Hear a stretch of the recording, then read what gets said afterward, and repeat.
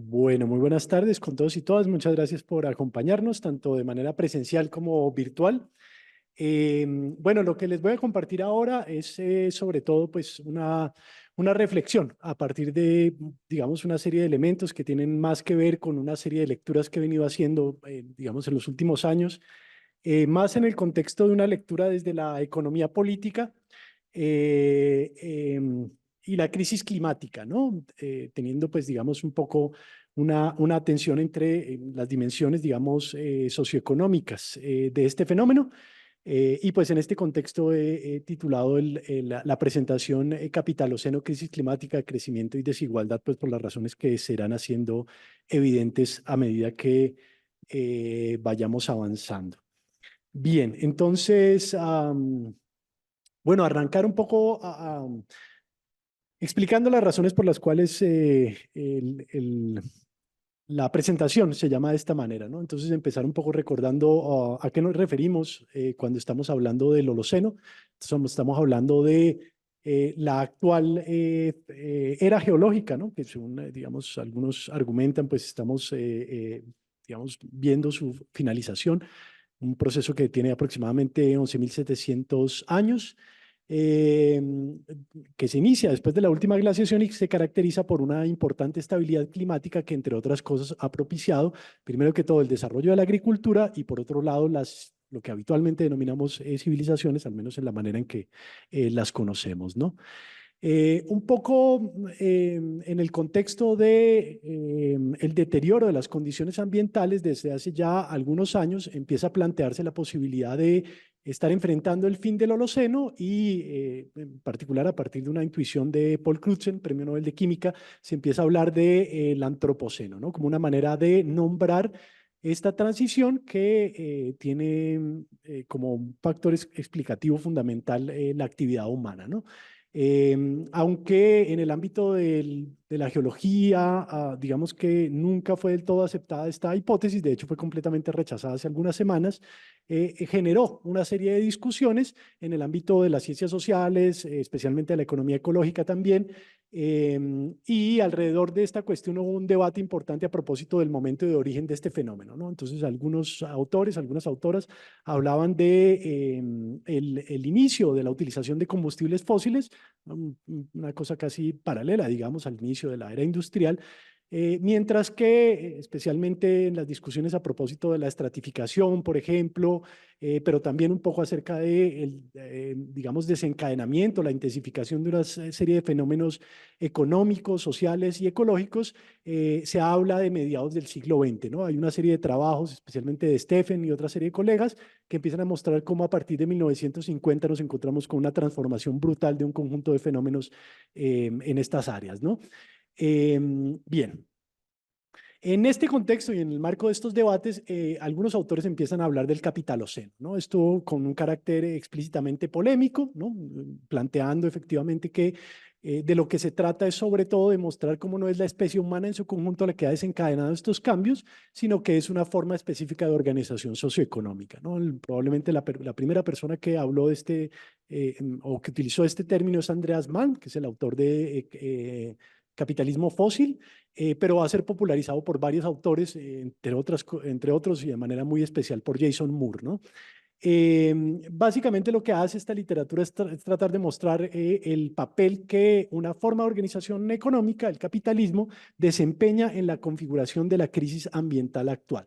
En este contexto, y un poco lo que yo quiero hacer en esta presentación es poner el acento en el papel que dos características fundamentales de la forma de organización que denominamos capitalismo, que son el crecimiento económico y la desigualdad, juegan en la configuración de la crisis ambiental actual.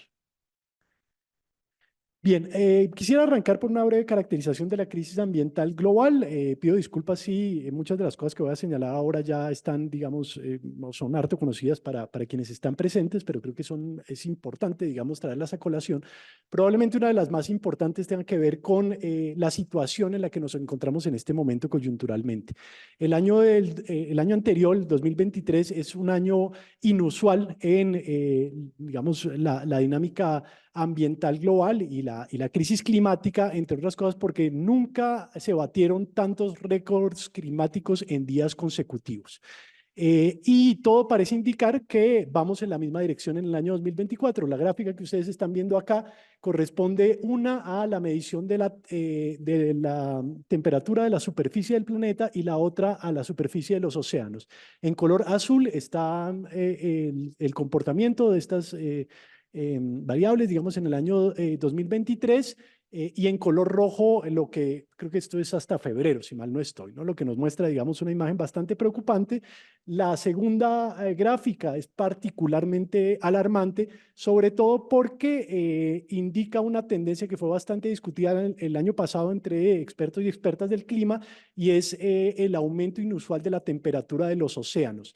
La característica fundamental de los océanos en este contexto es que han tenido la capacidad de absorber la mayor parte del excedente de calor generado por las emisiones de gases de efecto invernadero y pues se está planteando que muy probablemente el aumento inusitado en la temperatura puede indicar un punto de saturación de esa capacidad de absorción. Si este llega a ser el caso, muy probablemente nos vamos a encontrar con una gran intensificación de lo que hemos denominado cambio climático. Bien, y esta otra gráfica que es bastante interesante muestra la transformación en el balance energético de la Tierra, ¿no? Y aquí podemos ver cómo en un periodo de tiempo excepcional, estamos hablando de más de 150.000 años, las transformaciones que hemos vivido en los últimos años son verdaderamente excepcionales, ¿no? Entonces, no solamente estamos hablando de una transformación digamos, que correspondería al fin de esta era geológica que tiene apenas 11.700 años, sino una dinámica de un alcance mucho mayor.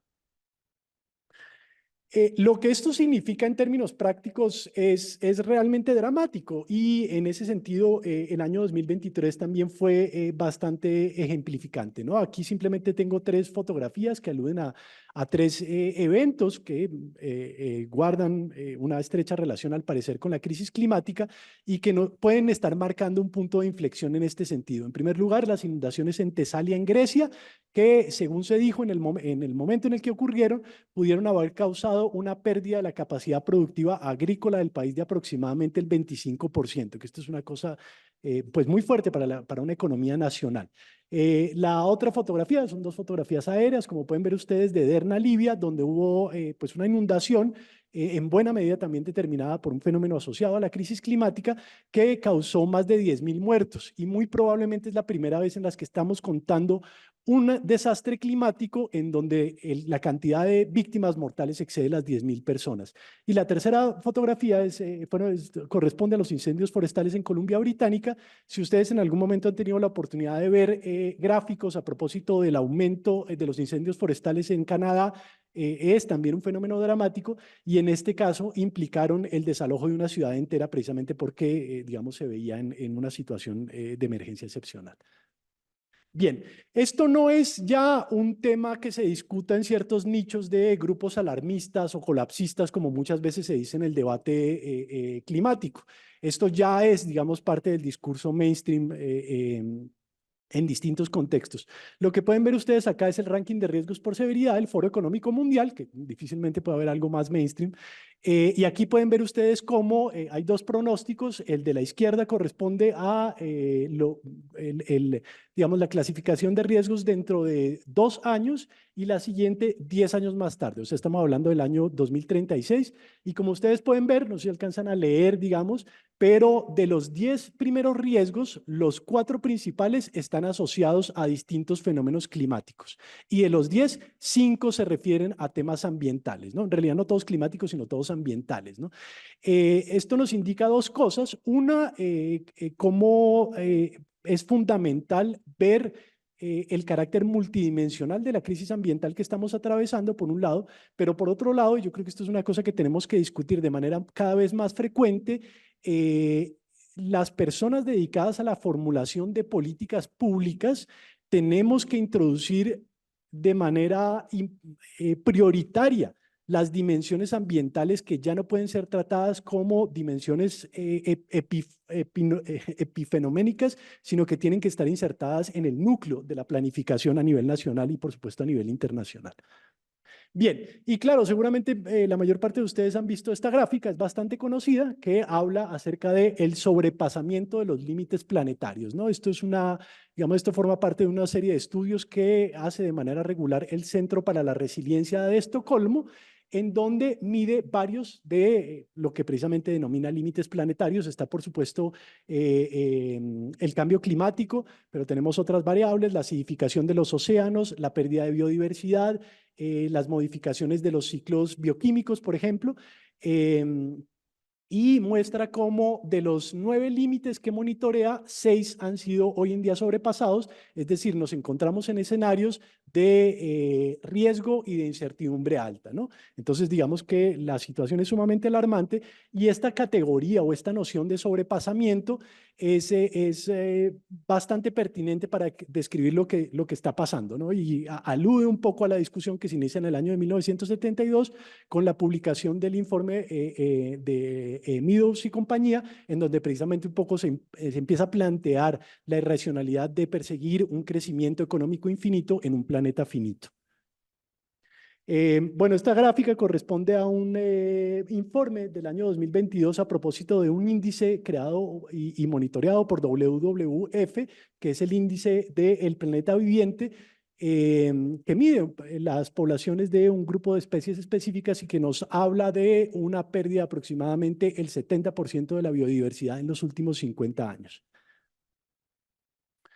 Y esto ha sido una discusión que ya se encuentra presente pues desde hace rato en la comunidad científica, y es que podemos encontrarnos, muy probablemente estamos atravesando la sexta extinción masiva de especies, ¿no? Precisamente como parte, digamos, de este fenómeno que describe la lámina anterior. Entonces, claro, cuando se describe un poco, cuando se analiza cuáles son las causas de este fenómeno, y esto es un diagnóstico en particular del Panel Internacional para la Biodiversidad y los Servicios Ecosistémicos, básicamente hay un consenso en la comunidad científica a propósito de cuáles son las causas, ¿no? Sí, es cierto que la población humana se ha duplicado, pero la economía mundial se ha multiplicado casi por 4 y el comercio global lo ha hecho por 10. Estos factores han conducido a una demanda de energía y materiales, ¿no? Bien, y esto nos conduce pues al segundo tema que yo quería tocar, y es la relación entre crecimiento económico y crisis ambiental. Básicamente la lógica que plantea este informe del IPBES y una literatura no despreciable dentro de la economía ecológica va un poco en esta dirección, ¿no? Y es que el crecimiento económico requiere un crecimiento correlativo en el consumo de materia y energía, y este consumo de materia y energía tiene, digamos, dos consecuencias. Por un lado, el aumento de distintos tipos de contaminación, incluyendo las emisiones de gases de efecto invernadero, pero por otro lado, lo que habitualmente denominamos en la literatura de ecología política el extractivismo, ¿no? Esto conduce a cambios en el uso del suelo, que implica, por supuesto, pérdida de ecosistemas y, por lo tanto, pérdida de biodiversidad, y, por supuesto, el tipo de reconfiguración territorial que conduce a los conflictos socioecológicos que han sido ampliamente descritos en la en la ecología política latinoamericana desde hace ya bastante tiempo, y pues que hemos visto incluso en los medios de comunicación del Ecuador en las últimas semanas también. Bien, aquí tienen ustedes dos gráficas que aluden un poco a esta relación entre crecimiento económico y deterioro ambiental. Las dos que se encuentran a la izquierda son parte de una publicación de Stephen y otro grupo de investigadores e investigadoras del Centro para la Resiliencia de Estocolmo, que mide una gran cantidad de variables. Esta publicación es bien interesante por todos los gráficos que tiene y describe un fenómeno que ellos caracterizan como la gran aceleración. Y es esta transformación brutal que ocurre a partir del año de 1950 en varias dimensiones, entre ellas, en este caso específico, el consumo de energía primaria, en el gráfico de abajo, y en el gráfico de arriba, el crecimiento económico, ¿no? Todo pareciera indicar que hay un comportamiento muy similar de las dos variables, en primer lugar, y en segundo lugar, que es un crecimiento, y esto es algo, una dinámica, perdón, y esto es algo que en la literatura ecomarxista, por ejemplo, se resalta de manera sistemática, es un crecimiento acumulado y exponencial, ¿no? La característica exponencial de, digamos, el crecimiento de una variable es muy preocupante porque suele empezar muy despacio, pero a partir de cierto momento empieza a moverse a una velocidad enorme, pues con consecuencias sumamente fuertes. Probablemente el recuerdo más cercano que tenemos de un crecimiento exponencial es el de la curva del COVID, que recordaron ustedes cuando uno empezaba a leer las noticias, uno dice, ah, no, eran apenas 1000, apenas son 10.000, y al rato ya teníamos decenas de millones de casos, ¿no? a nivel global. En el gráfico derecho, ustedes pueden ver el crecimiento del Producto Interno Bruto y la utilización de materiales. Eso es entre 1990 y 2010. Esto es un artículo de Hickel y Kallis, que tienen bastantes trabajos sobre la relación entre estas dos dinámicas, y ustedes pueden ver que hay un comportamiento sumamente similar entre las dos. Este gráfico muestra más o menos las tres variables, ¿no? El crecimiento económico en color verde, el crecimiento de consumo de materiales en rojo y las emisiones de gases de efecto invernadero en color azul. Y ahí nuevamente ustedes pueden ver cómo hay un comportamiento pues muy similar entre todas estas variables. Bien, y esta otra gráfica nos muestra la dinámica del metabolismo social en América Latina, ¿no? Esto es una publicación bien interesante. Esto arranca el análisis aproximadamente en el año de 1900, exactamente lo mismo. Ustedes pueden ver cómo hay un proceso de aceleración brutal a partir de las últimas décadas, especialmente a partir del año de 1990, y cómo la mayor parte está destinada a las exportaciones, ¿no? Por supuesto, detrás de esto están no solamente los conflictos socioambientales asociados, pero también, pues como señalaba antes, la pérdida de biodiversidad y por supuesto la utilización de materia y de energía, ¿no? Bien, esta otra gráfica muestra, por un lado, la dinámica de utilización de materiales a nivel global y también la proyección hasta el año 2050. Claro, desafortunadamente, seguramente quienes están aquí en la sala no pueden verlo bien, pero lo que se encuentra en color rojo es la proyección a partir del año 2022, que es cuando se publica el informe, y la cantidad de consumo prácticamente se duplica. En el año 2022 se está hablando de 101.7 gigatoneladas y para el año 2050 estamos hablando de una cantidad de, creo que son 90 gigatoneladas más, si mal no estoy. Bien, y esta otra gráfica muestra la poca esperanza que hay en lo que suele ser una de las apuestas más grandes en, digamos, la economía mainstream, que es lo que suele llamarse el desacoplamiento. Es decir, la esperanza de que es posible separar el crecimiento económico del consumo de materiales, del consumo de energía y de, pues, digamos, el impacto ecológico que esto implica, ¿no? Ahí ustedes pueden ver en color azul el crecimiento económico, en color salmón, y en color verde dos medidas ecológicas, ¿no? En color salmón, el consumo doméstico de materiales que no mide el impacto ecológico de las importaciones. Si internalizamos el costo ecológico de las importaciones, lo que nos encontramos es con la huella material, que es la de color verde, y aquí pueden ver ustedes cómo el desacoplamiento en realidad parece no existir. No hay absolutamente ninguna evidencia de que sea posible. Bien, esto con respecto al crecimiento. Vamos a ver un poco algunas, digamos, gráficas relacionadas con la desigualdad, y esto sí específicamente sobre la crisis climática. Esta gráfica es bien interesante porque muestra la transformación de la desigualdad en emisiones a nivel global. Mientras que para el año de 1990, más del 60% de la desigualdad en emisiones se explicaba por diferencias entre países. Para el año 2021, creo que es el final de esta gráfica, más del 60% de las desigualdades en emisiones se explican a nivel intranacional.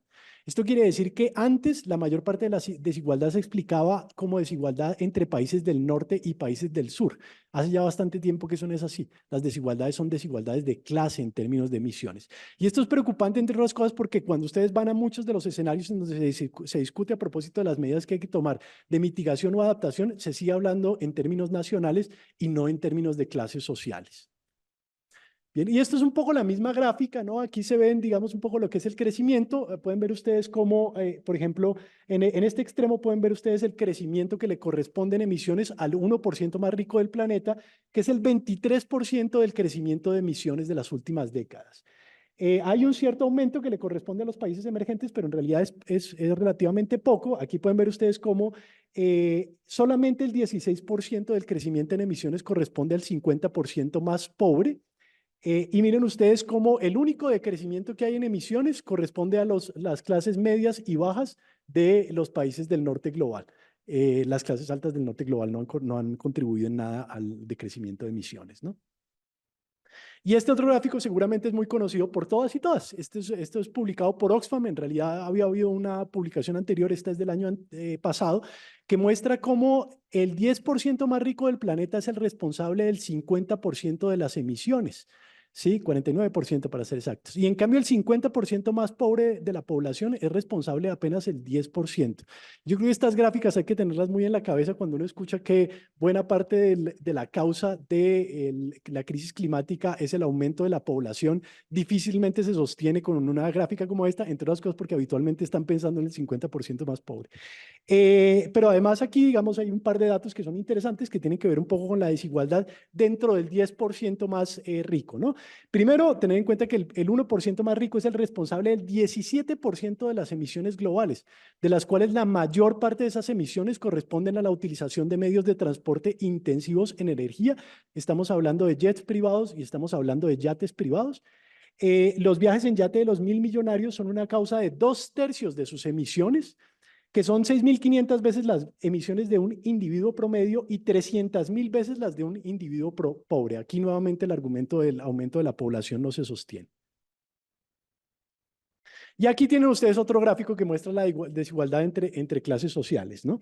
Y aquí pueden ver ustedes entonces claramente cómo el 1% más rico es el responsable de una cantidad abrumadora de las emisiones, incluso comparado con el 10%, ¿no? Ni hablar con el resto de la población. Bueno, algunas de estas gráficas que les voy a mostrar son de un informe muy interesante del Laboratorio Global sobre la Desigualdad, que publicó precisamente un informe a propósito de desigualdad climática. Este otro gráfico también es bien interesante porque nos muestra la desigualdad al interior del 10% más rico.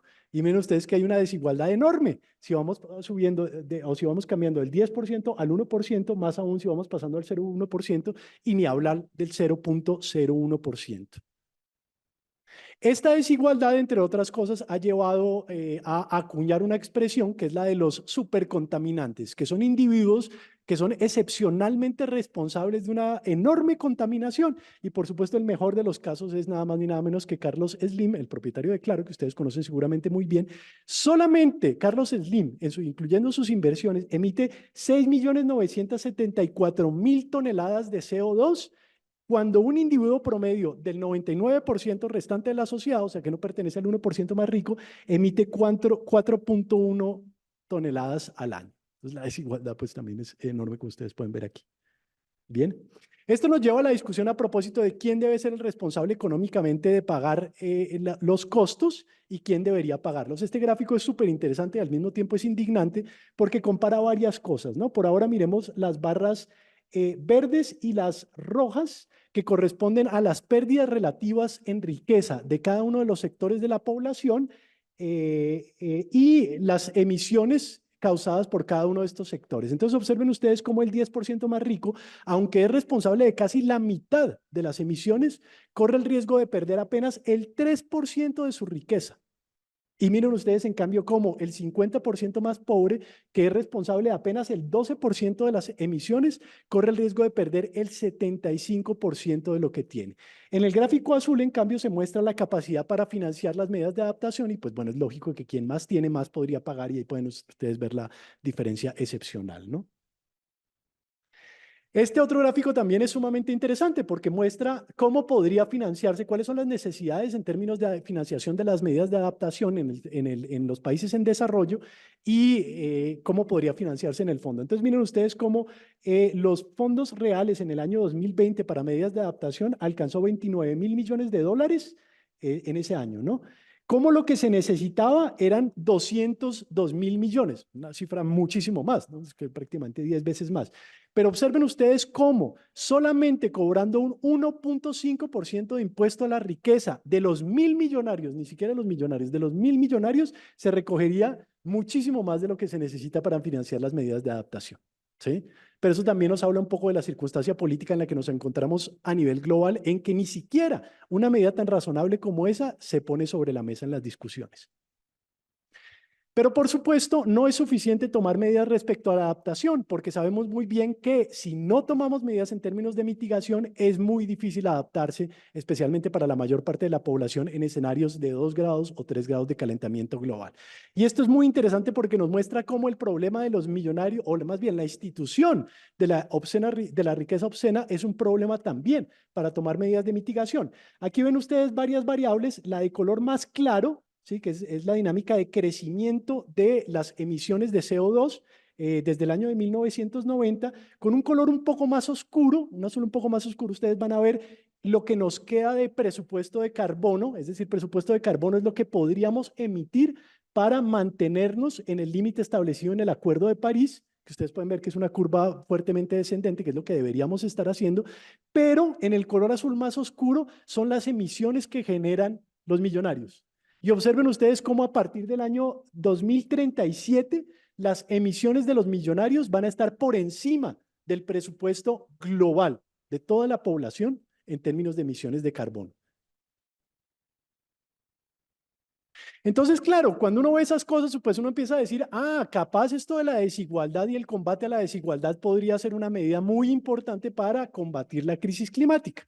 ¿Por qué no suele ser considerada estas medidas en los escenarios globales de discusión a propósito de la crisis climática, como el IPCC? Y aquí hay un fragmento muy interesante de una entrevista a 3 científicas que trabajan en modelación, que son estos ejercicios cuantitativos para hacer proyecciones a propósito del impacto de distintas medidas, en donde explicaban por qué medidas como el decrecimiento o la lucha contra la desigualdad no son consideradas, ¿no? Entonces vean ustedes aquí, les voy a leer un poco lo que dicen. Dice, si nos fijamos en los informes del IPCC a lo largo de los años, normalmente hay una declaración sobre el crecimiento en alguna parte del informe, algo así como el crecimiento económico es un impulsor de las emisiones o el crecimiento económico no se correlaciona con el bienestar en sociedades saturadas, pero luego en el lado de la modelación, y ahí hay un sesgo muy estricto, modelaremos el crecimiento económico hasta el fin de los tiempos. En los escenarios de toma de decisiones a propósito de mitigación, el fin del crecimiento económico como paradigma o como orientador fundamental de la economía nunca es considerado. ¿Por qué? Porque es muy efectivo. Y aquí hay un ejercicio muy interesante de proyección. Esto forma parte de un artículo publicado el año pasado que medía distintos escenarios de desigualdad. Es sumamente interesante. Lo que hace es que se plantea más o menos unos 6 escenarios con diferentes características en términos de desigualdad y plantea cuánta energía estaríamos consumiendo comparada con la energía que consumimos en la sociedad contemporánea. Me gustaría que tuviéramos tiempo para revisar todos los escenarios porque todos son muy interesantes, pero solamente me interesa señalar ese escenario, que es el del color verde que está al extremo izquierdo, que se llama el escenario energético de la vida decente. En Ecuador podríamos llamarlo el escenario energético del buen vivir, ¿sí? ¿Cuáles son las premisas de ese escenario? Una sociedad igualitaria en la que todos y todas tenemos acceso a los bienes y servicios necesarios para alcanzar una vida decente. Y este artículo tiene un grado de sofisticación interesante porque mide salud, educación, vivienda, vestuario, alimentación con diferencias por regiones del mundo, ¿sí? Crecimiento demográfico según el escenario mínimo del IPCC, es decir, 8.5 mil millones de personas para el año 2050, que esto implicaría, pues, por supuesto, el acceso a educación sexual y reproductiva, acceso a anticonceptivos y, por supuesto, acceso al derecho a decidir, y tecnologías más eficientes y acceso global y universal, lo cual evidentemente implicaría una reforma al sistema global de propiedad intelectual. Pues el resultado es que tendríamos un consumo energético 70% por debajo del actual. En otras palabras, la solución a la crisis climática está ante nuestros ojos, pero efectivamente está por fuera de las opciones disponibles en términos de política pública.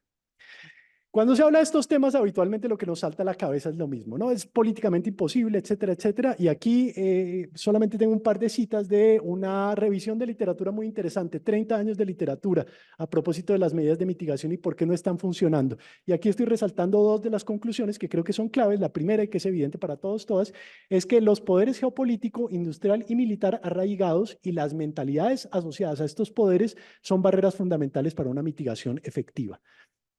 Y a continuación señalan, es necesario cuestionar escuelas de pensamiento y tradiciones de investigación ortodoxas, incluidas formas muy restringidas de modelación, claro que señalaba antes, particularmente los campos de la economía, la energía y la mitigación, reemplazándolas o complementándolas por enfoques heterodoxos. Es decir, el trabajo desde las ciencias sociales y las ciencias económicas es fundamental.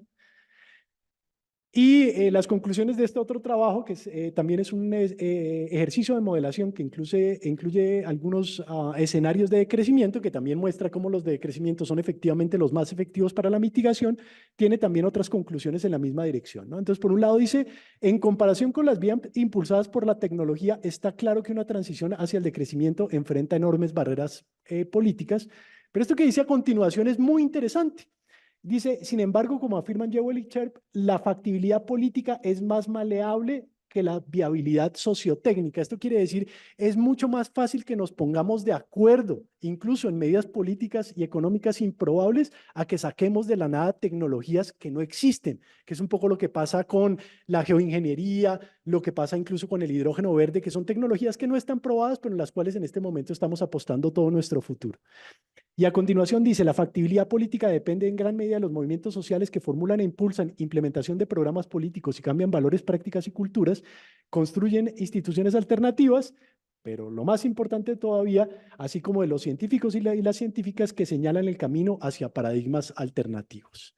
Bueno, muchas gracias.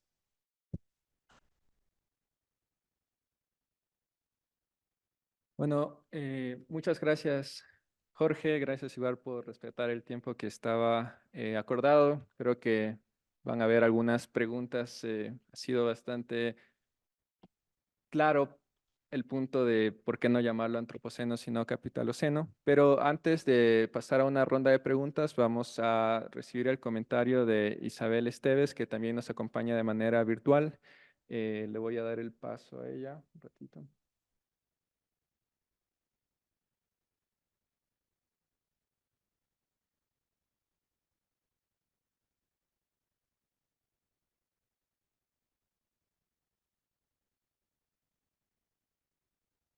Isabel, no sé si ya Sí, puede. ya funcionó, perdón.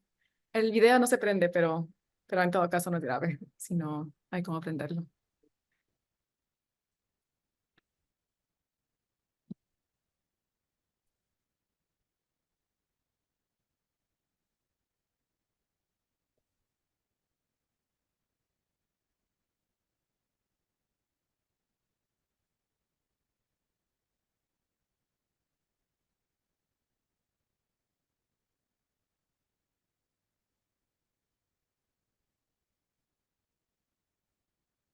Eh, bueno, voy a contarles un poquito. Isabel Esteves, ella es directora adjunta de Política Industrial y Comercial del Instituto Roosevelt, fue asesora senior de Sierra Club y se ha desempeñado como consultora y asesora en varias instituciones de Ecuador.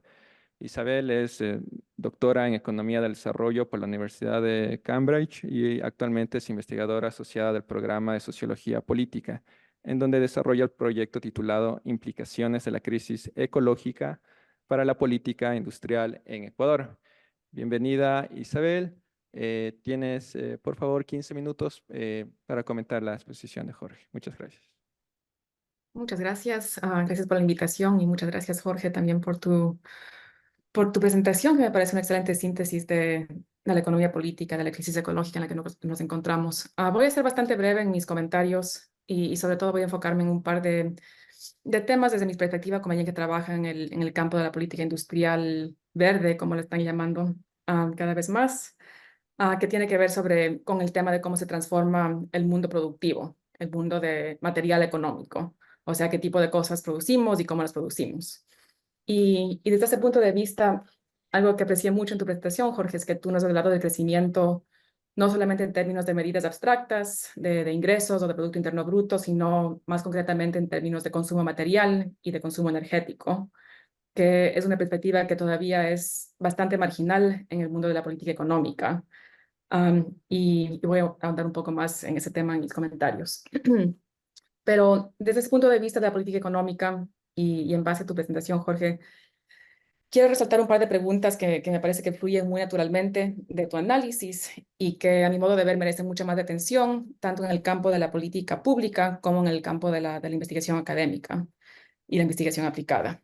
Y para comenzar, creo que hay una pregunta muy fundamental en tu análisis que es la siguiente. ¿Hasta qué punto el sobreconsumo material y energético es algo que se pueda solucionar con el cambio de las formas de organización social y económicas?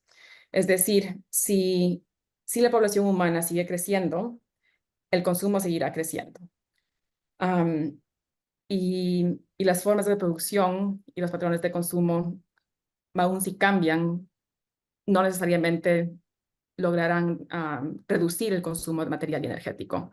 Entonces, si no queremos políticas de control de crecimiento de la población, que de hecho me parece muy importante rechazar, porque esas políticas pueden llevar muy fácilmente a prácticas brutales y deshumanizantes, Entonces, si regresamos el tema de controlar el crecimiento de la población, y si aceptamos que la producción seguirá creciendo y con ella el consumo material y energético, eso significa que tenemos que tener muy claro hasta qué punto y de qué forma el sistema productivo tiene que cambiar, no solamente en general y en términos de cálculos de modelación de consumo energético, sino cómo tiene que cambiar concretamente en distintos campos productivos, o sea, en la producción de la comida, en la producción de la infraestructura, en la producción de textiles, de la propia energía, obviamente, del transporte.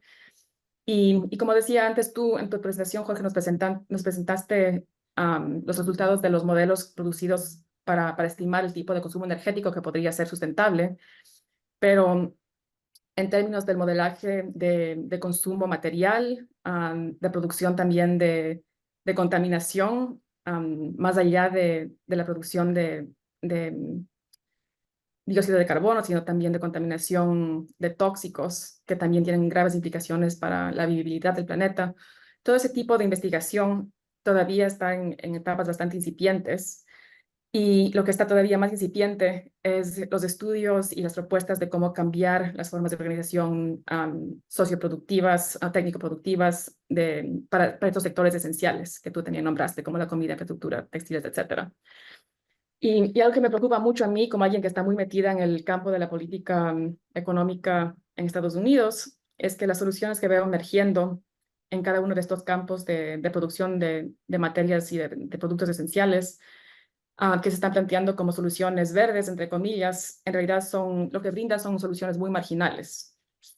Por ejemplo, ahorita en la producción o en la implementación del Inflation Reduction Act en Estados Unidos, una gran parte de las inversiones denominadas verdes de esa legislación están siendo dirigidas sobre todo a subsidios para compras de vehículos verdes, en lugar del desarrollo del transporte público.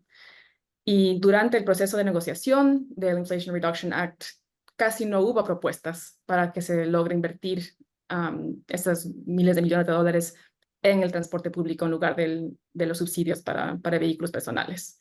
Simplemente no habían las propuestas. Y incluso tampoco había muchos esfuerzos de analizar las implicaciones de un modelo de transporte enfocado en vehículos personales versus públicos. El único estudio que se ha hecho sobre este tema que ha logrado algún nivel de análisis sobre el consumo, las implicaciones del consumo material en el campo de transporte, es un estudio del Climate and Community Project, que luego lo puedo compartir, donde encuentran que al privilegiar una transición al transporte público en lugar de los subsidios a los vehículos eléctricos personales, se lograría un consumo de litio 66% menor al consumo que está proyectado bajo el escenario actual. Y bueno, eso es un estudio solamente para el tema del litio, pero comprender ese tipo de implicaciones a nivel de consumo material más en general, o sea, más allá de este material, de este mineral en particular, y entender las implicaciones de material de consumo energético, consumo material en distintos sectores estratégicos en la economía es algo que realmente está muy subdesarrollado. También tú mencionaste, Jorge, el tema del hidrógeno verde, que desafortunadamente sí existe y se está utilizando bastante, pero solamente en ciertos casos muy precisos tiene sentido utilizarlo. Por ejemplo, en el sector de acero, que es un sector que he estado siguiendo yo últimamente, por el momento la política para el sector de acero es descarbonizar utilizando el hidrógeno verde, pero el hidrógeno verde en sí es sumamente, consume muchísima energía. Y a menos que esa energía sea energía producida de manera verde, el hidrógeno realmente no es verde y hay muy pocas restricciones en las inversiones que están yendo hacia la producción de acero descarbonizado para asegurar que el hidrógeno realmente sea verde. Pero más allá de esto, la solución que se está dando es la descarbonización del acero, pero no la reducción del consumo del acero. Y esto tiene que ver en parte con preocupaciones sobre la pérdida de empleo en Estados Unidos, porque el sector de acero ha sido tradicionalmente muy importante para proveer oportunidades de empleo decentes en Estados Unidos. Entonces ahí lo que haría falta es algún tipo de plan de transición que permita asegurar un cierto nivel de bienestar para los trabajadores en ese sector, mientras al mismo tiempo se reduce el consumo del acero, que es muy difícil de producir de manera sustentable. Pero nuevamente ese tipo de proyectos o de propuestas concretas no existen realmente, o sea que es muy difícil implementar algo que ni siquiera se ha propuesto.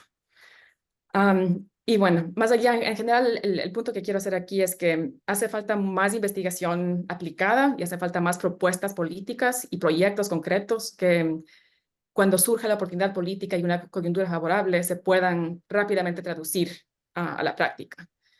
Entonces, en cierto sentido, mis comentarios son más un llamado a apoyar y a desarrollar más de este tipo de investigaciones, porque he visto yo en mis oportunidades, en las oportunidades que he tenido acá de interactuar con el mundo de la política pública, que cuando hay una propuesta que realmente se puede implementar rápidamente, aunque sea una propuesta que sea antitética a los intereses del capital o de los empresarios del 1%, a veces las políticas sí tienen chance de ser implementadas, pero para que tengan ese chance tienen que existir y ser muy concretas y ser realmente basadas en análisis que hasta ahora está bastante subdesarrollado. Entonces, hasta ahí llegan mis comentarios, pero agradezco nuevamente mucho tu presentación, Jorge, y la oportunidad de participar. Gracias a ti, Isabel. Muchas gracias. Creo que con tus comentarios se amplían el alcance del debate que se puede armar. Y justamente ahora damos paso a que los que están aquí presentes y también los que están siguiéndonos virtualmente puedan plantear preguntas, inquietudes, comentarios de lo que hemos tratado. Entonces, no sé si alguien se anima presencialmente o vía chat por Zoom.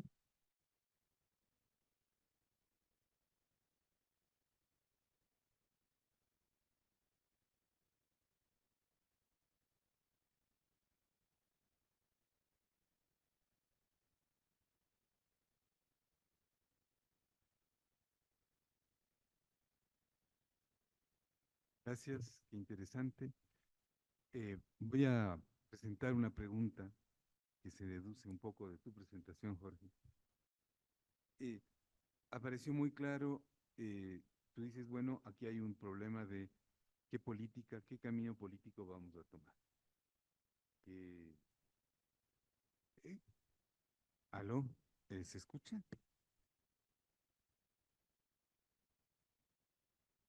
¿Ahora? Ya, cerquita, cerquita, ya.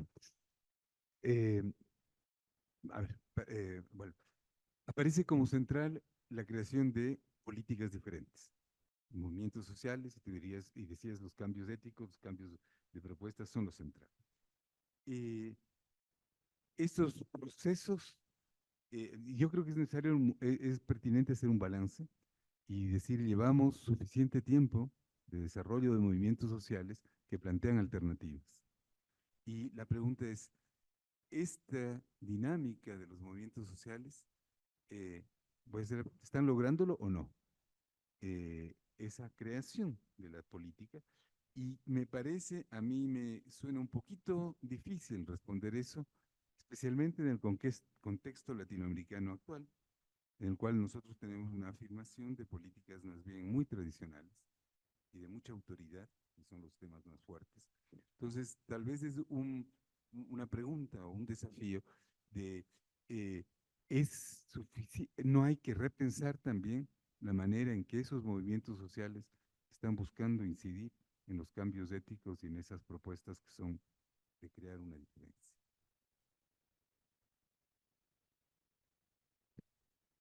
Muchas gracias, Teodoro. Veo que hay un mensaje en el chat. Bueno, lo que no se escuchaba bien, perdón. Entonces, no sé si alguien más en la sala o virtualmente quiere plantear algún comentario o pregunta. O si no, damos paso, Jorge, a responder lo que ha planteado Teodoro. Vale, muchas gracias nuevamente pues por su presencia. Muchas gracias Isabel por haber aceptado pues comentar mi presentación. Muchas gracias Teodoro también por tu pregunta. Claro, habitualmente se encuentra uno después de hacer pues yo un par de veces esta presentación y siempre se encuentra uno con la misma pregunta, ¿no? Es la pregunta sobre la factibilidad política y tú lo preguntas de una manera muy concreta, Teodoro, que yo creo que es válida no solamente para el contexto latinoamericano, sino para el contexto global, ¿sí? Y es que nos encontramos en una situación paradójica en la que nunca hemos necesitado probablemente tanto como humanidad propuestas transformativas y nunca nos hemos encontrado con un contexto tan conservador. Claro, excepción probablemente hecha con el ascenso del fascismo y el nazismo y eso que ya vamos como cerquita, ¿no? La competencia está apretada cada vez más, ¿no? Y es difícil responder a esa pregunta. Claro, uno tendría que hacer una evaluación de otro tipo. Lo que yo quería en esta presentación, y es una cosa que en este momento creo que es fundamental en el debate, es dejar en claro hacia que movernos en esa dirección es probablemente inevitable, ¿sí? La pregunta es cuándo vamos a empezar a movernos en esa dirección. Si llegamos a un consenso de que el crecimiento económico es definitivamente insostenible, vamos a dejar de perder el tiempo tratando de hallar la cuadratura del círculo, es decir, seguir hablando de desarrollo sostenible, que sabemos que cuando hablamos de desarrollo sostenible estamos hablando de crecimiento económico sostenible. Simplemente eso no existe, ¿sí? Y si no existe es el momento de empezar a pensar soluciones. Y eso de alguna manera significaría sobrepasar la barrera de la negación. Es decir, listo, tenemos esta tarea y vamos a enfrascarnos en esta tarea. Y esto nos llevaría a ese punto concreto que señalaba Isabel y que yo sé que ella ha estado trabajando de manera reciente, y es listo. Las personas que saben hacer y formular política pública, pues empiecen a pensar cómo se formula una política pública para el decrecimiento concreta. Eso implica diseñar sistemas financieros, ¿sí? Formas de medición de la economía, políticas públicas de redistribución, etcétera, etcétera. Es que eso la gente lo sabe hacer. Lo que pasa es que todavía estamos atrapados en un paradigma anterior y es muy probable que eso nos ayude a entender la situación política en la que nos encontramos en América Latina. ¿Sí? Si la respuesta a la derecha, al neoliberalismo autoritario, a la arremetida neoliberal autoritaria que estamos enfrentando en este momento con mandatarios como Milei, como Noboa, etcétera, es simplemente reivindicar el proyecto del socialismo del siglo XXI, pues no es sorprendente que realmente no vayamos a obtener ninguna victoria, ¿sí? Entonces necesitamos proponer otro mundo posible que vaya un poco más allá del eslogan general y que implique la política pública, ¿sí? Y yo siento un poco todavía que muchas de las personas que incluso en esa época se dedicaban a pensar las políticas públicas como que están todavía tratando de pensar en esas políticas públicas de entonces. No podemos seguir pensando el cambio de la matriz productiva del Ecuador como la estábamos pensando en ese entonces, por ejemplo, para ponerlo en términos un poco más concretos. Y es la única manera de salir del extractivismo, ¿sí? Entonces yo creo que ese es, digamos, el peso precisamente de pensar políticas públicas en un contexto de lo que en la literatura sobre la crisis climática, el cambio climático, habitualmente llamamos cambio transformacional, ¿sí? Eso es básicamente lo que tenemos que empezar a poner de manera un poco más concreta. Ahora, ¿qué se necesita para eso? La pregunta del millón, pero por ejemplo, en la teoría política neogramsciana, que es uno de los paradigmas que se utiliza, digamos, de manera más frecuente para discutir estos temas, sí necesitas tres cosas. Necesitas primero una crisis, que estamos en la crisis, eso ya está de ley, ¿sí? Necesitas un proyecto, ¿sí? Un proyecto creíble, realizable. Y yo creo que ahí es donde estamos todavía un poco holgados. Como tú decías, Teodoro, los movimientos sociales juegan un papel importante, pero lo que habitualmente llamamos los y las intelectuales juegan el papel fundamental, no solamente en términos de legitimación del proyecto, sino en términos de cristalización, al menos en términos un poco más operativos, ¿no? Y finalmente lo que necesitas después es una organización social dispuesta a impulsarlo, ¿no? Y ahí yo creo que también estamos un poco quedadas, pero eso creo que tiene que ver ahí con factores políticos que dependen un poco de cada contexto nacional, porque en buena medida las disputas siguen siendo, digamos, todavía en términos nacionales, ¿no? Eso sería como lo que podría señalar al respecto. Lo otro que tú señalabas, Isabel, que creo que es bien interesante y creo que un poco lo has vivido más desde tu propio trabajo en los últimos años, es cómo medidas concretas son necesarias precisamente para abordar algunas otras dimensiones de la crisis ecológica, pero encuentran obstáculos de carácter político y a veces digamos que no se cristalizan, ¿no?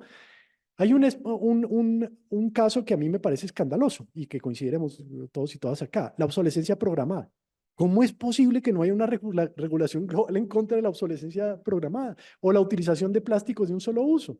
Si nos vamos a eso, o por ejemplo la utilización de cierto tipo de pesticidas, etcétera. Si nos vamos a eso, la respuesta suele ser la misma, y es que tienes unos poderosos intereses de clase, que son los intereses de clase que están detrás de cada uno de los gobiernos, en la mayor parte de los casos, no siempre asociados a la utilización, por ejemplo, de combustibles fósiles, que están, por ejemplo, detrás de los fertilizantes, detrás de los plásticos y detrás precisamente de las emisiones, ¿no? Entonces yo creo que a veces es importante también como señalar ese obstáculo concreto, ¿no? Ese carácter de clase de esos intereses y cómo muchas veces se traduce en visiones del mundo, en proyectos culturales, ¿no? En expectativas de vida, lo que habitualmente pues Gramsci llamaba hegemonía, ¿no? En otras palabras. Pero bueno, un poco eso es precisamente de lo que se trataba mi presentación, era desencadenar pues ese tipo de reflexiones. Vamos con una pregunta que está aquí en el chat virtual de Shadi Carolina Heredia. Dice, voy a leerlo. Así es, la producción y reproducción del modo de vida actual es justamente la reproducción de ese capitaloceno. ¿Cómo se puede sostener que no es el aumento de población uno de los factores que empeora la situación? ¿Y cómo limitar a los súper ricos para que no puedan seguir acumulando capital que no sea solo con impuestos? ¿Consideran que es posible hablar y pensar en políticas que limiten la producción a los límites planetarios? No sé si vamos con esa pregunta o hacemos una ronda si es que hubiera alguna otra pregunta más acá, ya que fueron varias preguntas en conjunto.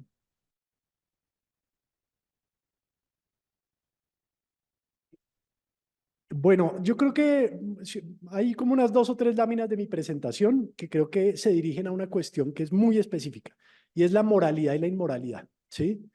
Y yo creo que hay que nombrar la riqueza obscena, ¿sí? Hay cosas que no tienen razón de ser, ¿sí? No hay ninguna justificación para que Shakira tenga, y no tengo nada personal contra Shakira, tenga un jet privado para moverse en un vuelo que podría ser 1 hora por tierra. No tiene razón. O puede utilizar un vuelo comercial. Eso no, es que precisamente son cosas que son inmorales.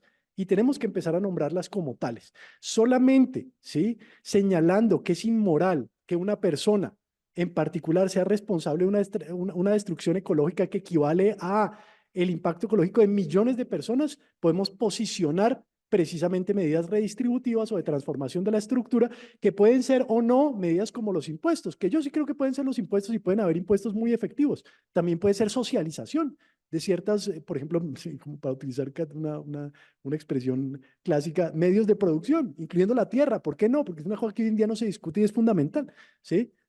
Pero entonces yo creo que eso pasa por una discusión a propósito de lo que es ético y no es ético en la riqueza y no es tan irracional, ¿sí? Yo he hablado de estos temas con muchas personas y voy a hacer el típico comentario, pues, gente de mi familia, personas mayores que son gente de derecha, les cuento un poco cómo está el panorama y esta gente, todas las personas, aunque poco votan habitualmente por la derecha, coinciden en que es injusto, que es absurdo y que es irracional. Entonces yo creo que es muchas veces que no ponemos esas discusiones dentro en la esfera de la opinión pública.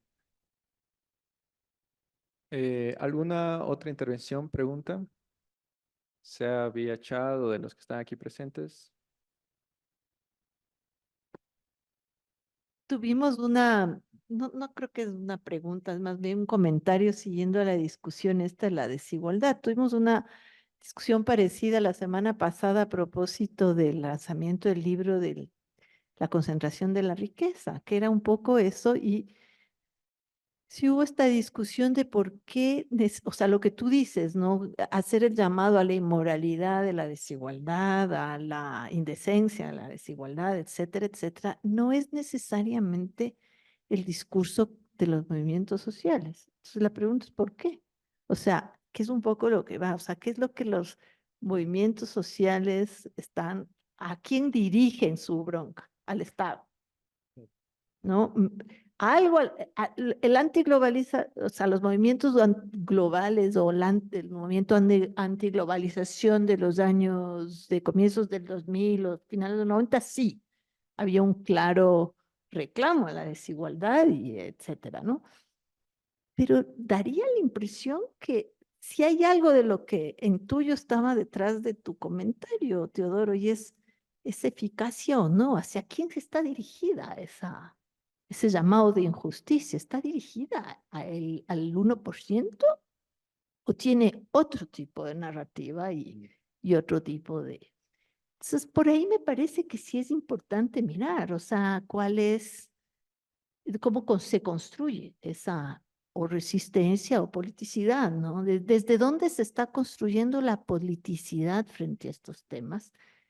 No estoy tan segura que a nivel local o nacional se construya lo suficientemente frente a la desigualdad global o lo que tú muestras, ¿no? Sobre todo esta idea de que ahora depende mucho de las desigualdades nacionales, un poco como las viejas discusiones de la teoría de la dependencia, ¿no? Cuando descubrimos que no era solo un problema de intercambio, sino interno, ¿no? Eso estaba desde hace rato. Es un poco lo mismo, ¿no? Ahora resulta que también la mirada al interno de clase es como central, ¿no? Pero eso no parece estar tan presente en esas narrativas de resistencia, o no sé, pregunto. O sea, nadie empieza a ver ¿por qué es tan difícil hablar de desigualdad? Es un poquito lo que se planteó, Ana, ¿no? O sea, sabemos, hay cifras, es evidente, Oxfam, no sé qué, estamos recontra imbuidos de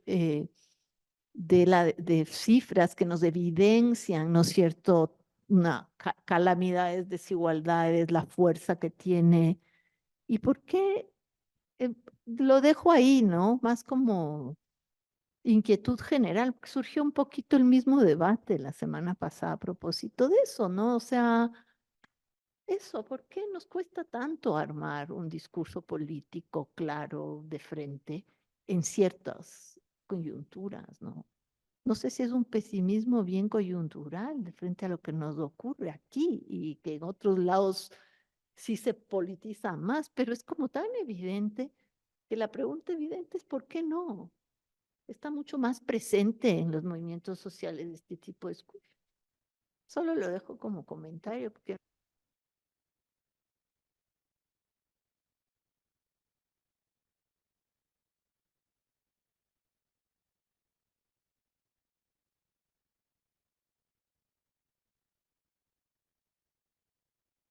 No sé si alguna otra intervención, comentario, duda. ¿Me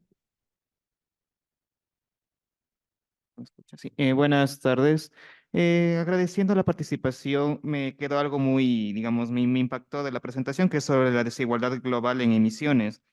Y me gustó esta parte de que desde el 2003 más o menos ya hay desigualdades entre la riqueza con referente a las emisiones de carbono. ¿Existe algún estudio, alguna investigación, cuando soy estudiante de estudios urbanos, que digamos que identifique la desigualdad que puede haber entre territorios, es decir, entre lo urbano y lo rural? ¿Existe algún tipo de estudio para, digamos, para dimensionar estas nuevas desigualdades en este caso de emisiones de carbono o contaminación? Esa sería mi pregunta y gracias por la intervención.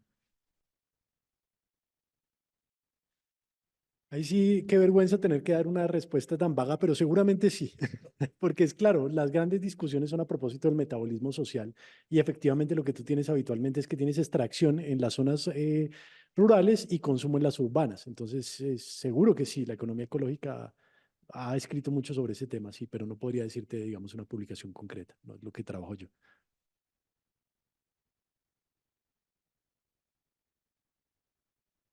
Bueno, un comentario más acá.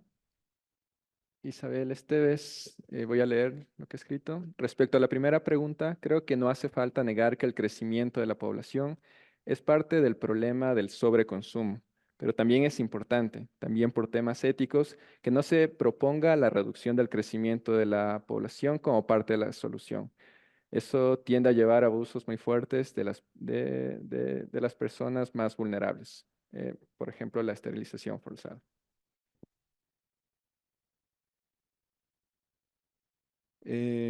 No sé si alguien más de pronto quiere intervenir. Si no, podemos... una pregunta más, sí.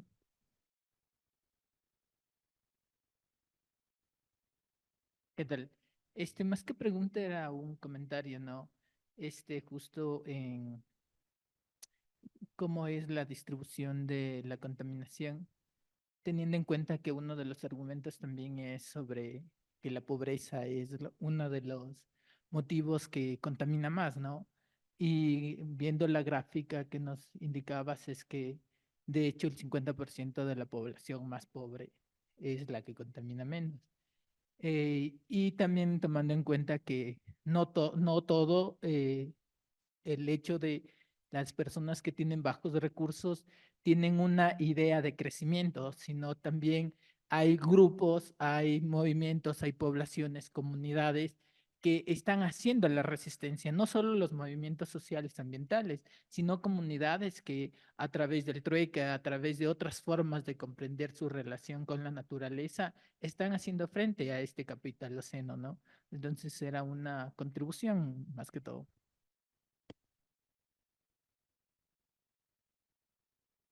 Gracias. Importante también creo esa perspectiva y bueno, creo que da para el debate, para seguirlo pensando y justamente reiterar que estos espacios en torno a la crisis climática, con énfasis en la relación con la movilidad humana, pero también en muchos otros aspectos, queremos seguirlo tratando los segundos jueves de cada mes como un espacio abierto para seguirle dando vueltas a esto. Es una perspectiva, sí, crítica, reflexiva, también buscando formas en que digamos, no caigamos en una desesperanza, sino también ver qué es lo que se puede hacer. Les agradezco a las personas que se han conectado, a los que han estado aquí presentes, y nos veremos entonces el siguiente mes, el segundo jueves. Muchas gracias a todos.